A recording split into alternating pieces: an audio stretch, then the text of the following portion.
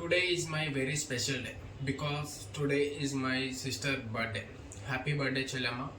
నీకోసం ఒక పాట డెడికేట్ చేయాలనుకుంటున్నాను. లిసన్. నీ చిన్ని పాదం అడుగేయగానే ఉప్పొంగిపోయింది నా ప్రాణము.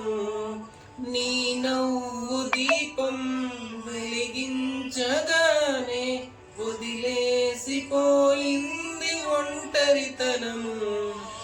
తొలిసారి నిన్ను చేతుల్లో మోసి ముడివేసుకున్నాను తీపి బంధము. చెల్లెమ్మ నువ్వు పుట్టాకే అన్నలా నేను పుట్టానే.